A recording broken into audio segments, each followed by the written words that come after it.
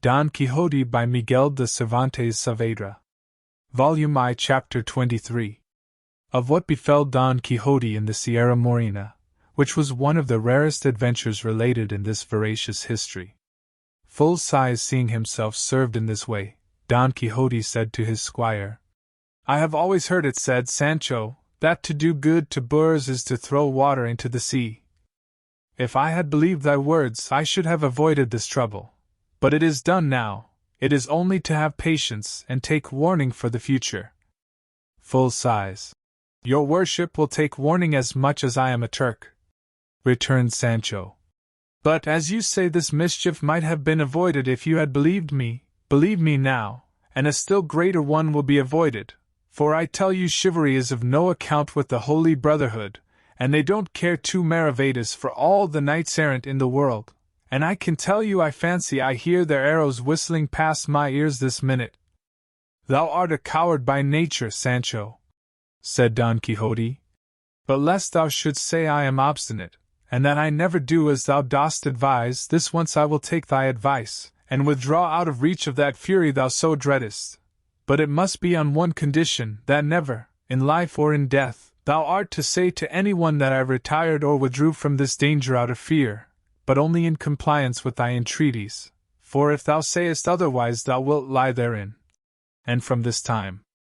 to that, and from that to this, I give thee lie, and say thou liest and wilt lie every time thou thinkest or sayest it, and answer me not again, for at the mere thought that I am withdrawing or retiring from any danger, above all from this, which does seem to carry some little shadow of fear with it, I am ready to take my stand here and await alone, not only that holy brotherhood you talk of and dread, but the brothers of the 12 tribes of Israel, and the 7 Maccabees, and Castor and Pollux, and all the brothers and brotherhoods in the world." "Señor," replied Sancho, "to retire is not to flee, and there is no wisdom in waiting when danger outweighs hope, and it is the part of wise men to preserve themselves today for tomorrow, and not risk all in one day. And let me tell you, though I am a clown and a boor, I have got some notion of what they call safe conduct, so repent not of having taken my advice, but mount Rocinante if you can, and if not I will help you, and follow me. For my mother tells me we have more need of legs than hands just now." Don Quixote mounted without replying, and Sancho leading the way on his ass, they entered the side of the Sierra Morena, which was close by, as it was Sancho's design to cross it entirely and come out again at El Viso or Almodovar del Campo, and hide for some days among its crags so as to escape the search of the Brotherhood should they come to look for them. He was encouraged in this by perceiving that the stock of provisions carried by the ass had come safe out of the fray with the galley slaves, a circumstance that he regarded as a miracle, seeing how they pillaged and ransacked. Full size that night they reached the very heart of the Sierra Morena, where it seemed prudent to Sancho to pass the night, and even some days, at least as many as the stores he carried might last, and so they encamped between 2 rocks and among some cork trees. But fatal destiny, which, according to the opinion of those who have not the light of the true faith, directs, arranges, and settles everything in its own way, so ordered it that Gines de Pasamonte, the famous knave and thief who by the virtue and madness of Don Quixote had been released from the chain, driven by fear of the Holy Brotherhood, which he had good reason to dread, resolved to take hiding in the mountains, and his fate and fear led him to the same spot to which Don Quixote and Sancho Panza had been led by theirs, just in time to recognize them and leave them to fall asleep, and as the wicked are always ungrateful, and necessity leads to evil-doing, an immediate advantage overcomes all considerations of the future. Gines, who was neither grateful nor well-principled, made up his mind to steal Sancho Panza's ass, not troubling himself about Rocinante, as being a prize that was no good either to pledge or sell. While Sancho slept he stole his ass, and before day dawned he was far out of reach.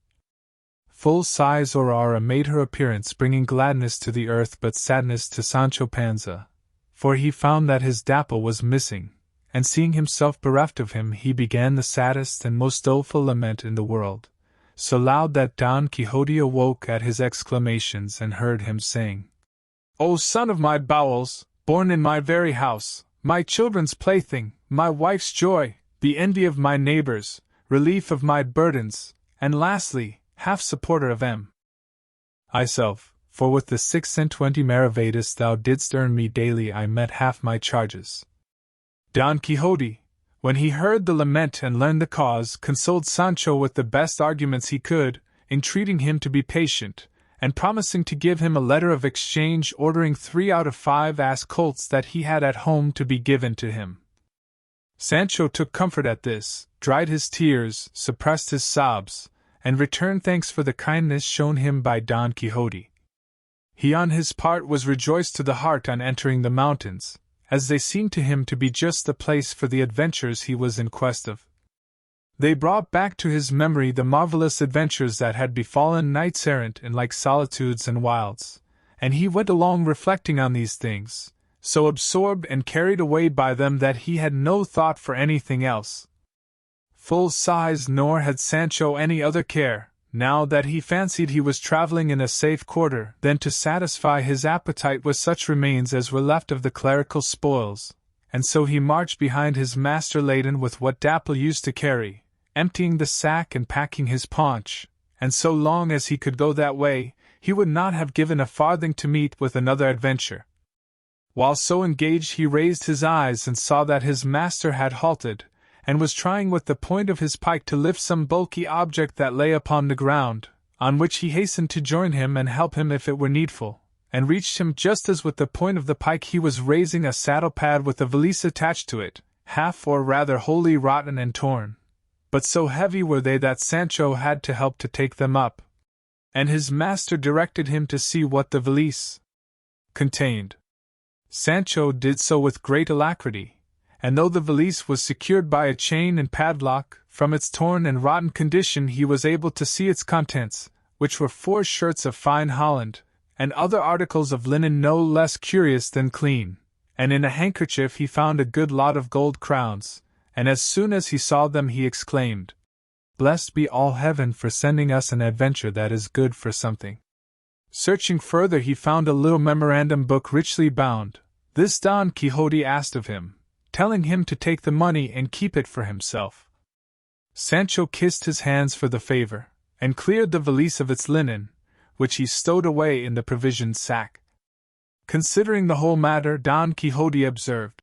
"It seems to me, Sancho, and it is impossible it can be otherwise, that some stray traveler must have crossed this sierra and been attacked and slain by footpads, who brought him to this remote spot to bury him."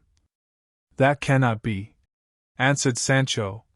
"because if they had been robbers they would not have left this money." "Thou art right," said Don Quixote, "and I cannot guess or explain what this may mean. But stay, let us see if in this memorandum book there is anything written by which we may be able to trace out or discover what we want to know." He opened it, and the first thing he found in it, written roughly but in a very good hand, was a sonnet, and reading it aloud that Sancho might hear it, he found that it ran as follows: "Sonnet or love is lacking in intelligence, or to the height of cruelty attains, or else it is my doom to suffer pains beyond the measure due to my offense. But if love be a god, it follows thence that he knows all, and certain it remains no god loves cruelty. Then who ordains this penance that enthralls while it torments? It were a falsehood, Chloe, thee to name. Such evil with such goodness cannot live, and against heaven I dare not charge the blame. I only know it is my fate to die. To him who knows not whence his malady a miracle alone a cure can give." "Full size, there is nothing to be learned from that rhyme," said Sancho, "unless by that clue there's in it, one may draw out the ball of the whole matter." "What clue is there?" said Don Quixote. "I thought your worship spoke of a clue in it," said Sancho. "I only said Chloe," replied Don Quixote, "and that no doubt is the name of the lady of whom the author of the sonnet complains, and faith, he must be a tolerable poet, or I know little of the craft." "Then your worship understands rhyming too? And better than thou thinkest," replied Don Quixote, "as thou shalt see when thou carriest a letter written in verse from beginning to end to my lady Dulcinea del Toboso, For I would have thee know, Sancho, that all or most of the knights-errant in days of yore were great troubadours and great musicians, for both of these accomplishments, or more properly speaking gifts, are the peculiar property of lovers errant. True it is that the verses of the knights of old have more spirit and neatness in them. Read more, your worship, said Sancho, and you will find something that will enlighten us. Don Quixote turned the page and said, This is prose and seems to be a letter. A correspondence letter, señor? From the beginning it seems to be a love letter, replied Don Quixote. Then let your worship read it aloud, said Sancho, for I am very fond of love matters. With all my heart, said Don Quixote, and reading it aloud as Sancho had requested him, he found it ran thus: Thy false promise and my sure misfortune carry me to a place whence the news of my death will reach thy ears before the words of my complaint. Ungrateful one, thou hast rejected me for one more wealthy, but not more worthy. But if virtue were esteemed wealth, I should neither envy the fortunes of others nor weep for misfortunes of my own. What thy beauty raised up, thy deeds have laid low. By it I believe thee to be an angel, by them I know thou art a woman. Peace be with thee who hast sent war to me, and heaven grant that the deceit of thy husband be ever hidden from thee, so that thou repent not of what thou hast done, and I reap not a revenge I would not have. When he had finished the letter, Don Quixote said, There is less to be gathered from this than from the verses, except that he who wrote it is some rejected lover. And turning over nearly all the pages of the book he found more verses and letters, some of which he could read, while others he could not, but they were all made up of complaints, laments, misgivings, desires and aversions, favors and rejections, some rapturous, some doleful.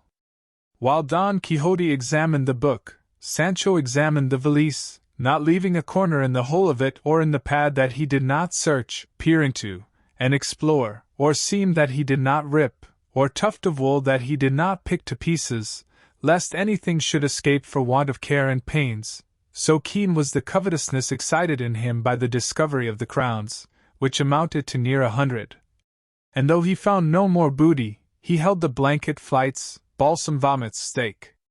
benedictions, carriers' fisticuffs, missing alforjas, stolen coat, and all the hunger, thirst, and weariness he had endured in the service of his good master, cheap at the price, as he considered himself more than fully indemnified for all by the payment he received in the gift of the treasure trove. The Knight of the Rueful Countenance was still very anxious to find out who the owner of the valise could be, conjecturing from the sonnet and letter, from the money and gold, and from the fineness of the shirts, that he must be some lover of distinction whom the scorn and cruelty of his lady had driven to some desperate course. But as in that uninhabited and rugged spot there was no one to be seen of whom he could inquire, he saw nothing else for it but to push on, taking whatever road Rocinante chose, which was where he could make his way, firmly persuaded that among these wilds he could not fail to meet some rare adventure. As he went along, then, occupied with these thoughts, he perceived on the summit of a height that rose before their eyes a man who went springing from rock to rock and from tussock to tussock with marvelous agility. As well as he could make out, he was unclad, with a thick black beard, long tangled hair, and bare legs and feet. His thighs were covered by breeches apparently of tawny velvet, but so ragged that they showed his skin in several places.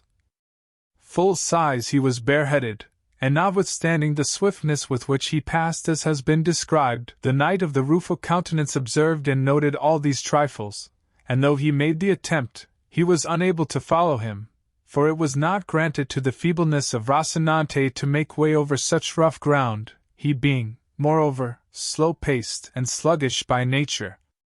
Don Quixote at once came to the conclusion that this was the owner of the saddle-pad and of the valise, and made up his mind to go in search of him, even though he should have to wander a year in those mountains before he found him, and so he directed Sancho to take a short cut over one side of the mountain, while he himself went by the other, and perhaps by this means they might light upon this man who had passed so quickly out of their sight.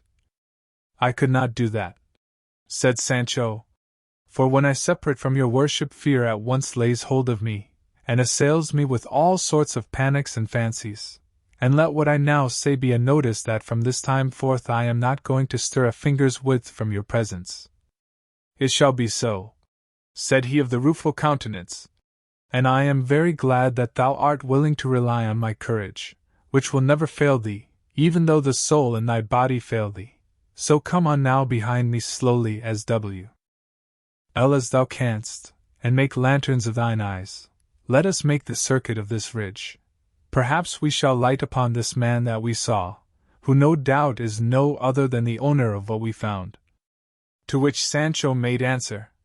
"Far better would it be not to look for him, for, if we find him, and he happens to be the owner of the money, it is plain I must restore it. It would be better, therefore, that without taking this needless trouble, I should keep possession of it until in some other less meddlesome and officious way the real owner may be discovered, and perhaps that will be when I shall have spent it, and then the king will hold me harmless."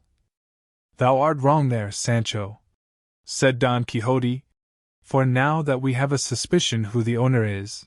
and have him almost before us, we are bound to seek him and make restitution, and if we do not see him, the strong suspicion we have as to his being the owner makes us as guilty as if he were so. And so, friend Sancho, let not our search for him give thee any uneasiness, for if we find him it will relieve mine."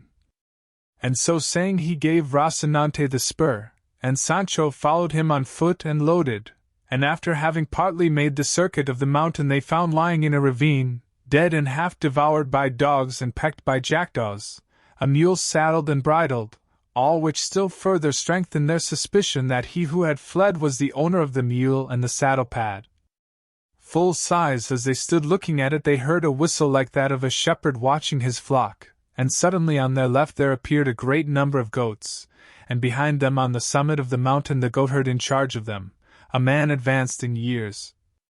Don Quixote called aloud to him and begged him to come down to where they stood. He shouted in return, asking what had brought them to that spot, seldom or never trodden except by the feet of goats, or of the wolves and other wild beasts that roamed around. Sancho in return bade him come down, and they would explain all to him. The goatherd descended, and reaching the place where Don Quixote stood, he said, "I will wager you are looking at that hack mule that lies dead in the hollow there, and faith, it has been lying there now these 6 months. Tell me, have you come upon its master about here?" "We have come upon nobody," answered Don Quixote, "nor on anything except a saddle pad and a little valise that we found not far from this." "I found it too," said the goatherd, "but I would not lift it nor go near it for fear of some ill luck or being charged with theft, for the devil is crafty, and things rise up under one's feet to make one fall without knowing why or wherefore." "That's exactly what I say," said Sancho. "I found it too, and I would not go within a stone's throw of it. There I left it, and there it lies just as it was, for I don't want a dog with a bell." "Tell me, good man," said Don Quixote, "do you know who is the owner of this property?" "All I can tell you," said the goatherd, "is that about 6 months ago, more or less, there arrived at a shepherd's hut 3 leagues, perhaps, away from this, a youth of well-bred appearance and manners, mounted on that same mule which lies dead here, and with this same saddle-pad and valise which you say you found and did not touch. He asked us what part of the Sierra was the most rugged and retired. We told him that it was where we now are, and so in truth it is, for if you push on half a league farther, perhaps you will not be able to find your way out, and I am wondering how you have managed to come here, for there is no road or path that leads to this spot." I say, then, that on hearing our answer the youth turned about and made for the place we pointed out to him, leaving us all charmed with his good looks, and wondering at his question and the haste with which we saw him depart in the direction of the Sierra, and after that we saw him no more, until some days afterwards he crossed the path of one of our shepherds, and without saying a word to him, came up to him and gave him several cuffs and kicks, and then turned to the ass with our provisions, and took all the bread and cheese it carried, and having done this made off back again into the Sierra with extraordinary swiftness. When some of us goatherds learned this we went in search of him for about 2 days through the most remote portion of the Sierra, at the end of which we found him lodged in the hollow of a large, thick cork tree. He came out to meet us with great gentleness, with his dress now torn and his face so disfigured and burned by the sun, that we hardly recognized him, but that his clothes, though torn, convinced us, from the recollection we had of them, that he was the person we were looking for. He saluted us courteously, and in a few well-spoken words he told us not to wonder at seeing him going about in this guise, as it was binding upon him in order that he might work out a penance which for his many sins had been imposed upon him. We asked him to tell us who he was, but we were never able to find out from him. We begged of him too, when he was in want of food, which he could not do without, to tell us where we should find him, as we would bring it to him with all goodwill and readiness, or if this were not to his taste, at least to come and ask it of us and not take it by force from the shepherds. He thanked us for the offer, begged pardon for the late assault, and promised for the future to ask it in God's name without offering violence to anybody. As for fixed abode, he said he had no other than that which chance offered wherever night might overtake him, and his words ended in an outburst of weeping so bitter that we who listened to him must have been very stones had we not joined him in it, comparing what we saw of him the first time with what we saw now, for, as I said, he was a graceful and gracious youth, and in his courteous and polished language showed himself to be of good birth and courtly breeding, and rustics as we were that. Listen to him, even to our rusticity his gentle bearing sufficed to make it plain. But in the midst of his conversation he stopped and became silent, keeping his eyes fixed upon the ground for some time, during which we stood still waiting anxiously to see what would come of this abstraction, and with no little pity, for from his behavior, now staring at the ground with fixed gaze and eyes wide open without moving an eyelid, again closing them, compressing his lips and raising his eyebrows, we could perceive plainly that a fit of madness of some kind had come upon him, and before long he showed that what we imagined was the truth, for he arose in a fury from the ground where he had thrown himself, and attacked the first he found near him with such rage and fierceness that if we had not dragged him off him, he would have beaten or bitten him to death, all the while exclaiming, "O faithless Fernando, here shalt thou pay the penalty of the wrong thou hast done me. These hands shall tear out that heart of thine, abode and dwelling of all iniquity, but of deceit and fraud above all." And to these he added other words, all in effect upbraiding this Fernando and charging him with treachery and faithlessness. We forced him to release his hold with no little difficulty, and without another word he left us, and rushing off plunged in among these brakes and brambles, so as to make it impossible for us to follow him. From this we suppose that madness comes upon him from time to time, and that someone called Fernando must have done him a wrong of a grievous nature such as the condition to which it had brought him seemed to show. All this has been since then confirmed on those occasions, and they have been many, on which he has crossed our path, at one time to beg the shepherds to give him some of the food they carry, at another to take it from them by force. For when there is a fit of madness upon him, even though the shepherds offer it freely, he will not accept it but snatches it from them by dint of blows. But when he is in his senses he begs it for the love of God, courteously and civilly, and receives it with many thanks and not a few tears. And to tell you the truth, sirs, continued the goatherd, it was yesterday that we resolved, I and 4 of the lads, 2 of them our servants, and the other 2 friends of mine, to go in search of him until we find him, and when we do to take him, whether by force or of his own consent, to the town of Almodovar, which is 8 leagues from this, and there strive to cure him, if indeed his malady admits of a cure, or learn when he is in his senses who he is, and if he has relatives to whom we may give notice of his misfortune. This, sirs, is all I can say in answer to what you have asked me, and be sure that the owner of the articles you found is he whom you saw pass by with such nimbleness, and so naked. For Don Quixote had already described how he had seen the man go bounding along the mountainside, and he was now filled with amazement at what he heard from the goatherd, and more eager than ever to discover who the unhappy man was, and in his heart he resolved, as he had done before, to search for him all over the mountain, not leaving a corner or cave unexamined until he had found him. But chance arranged matters better than he expected or hoped, for at that very moment, in a gorge on the mountain that opened where they stood, the youth he wished to find made his appearance, coming along talking to himself in a way that would have been unintelligible near at hand, much more at a distance. His garb was what has been described, save that as he drew near, Don Quixote Persei ved that a tattered doublet which he wore was amber-tanned, from which he concluded that one who wore such garments could not be of very low rank. Approaching them, the youth greeted them in a harsh and hoarse voice but with great courtesy. Don Quixote returned his salutation with equal politeness, and dismounting from Rocinante advanced with well-bred bearing and grace to embrace him, and held him for some time close in his arms as if he had known him for a long time.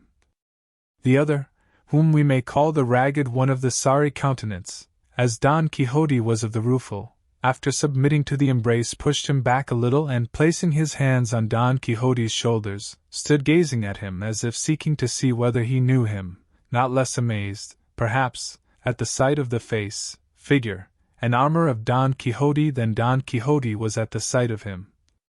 To be brief, the first to speak after embracing was the ragged one, and he said what will be told farther on. Full-size,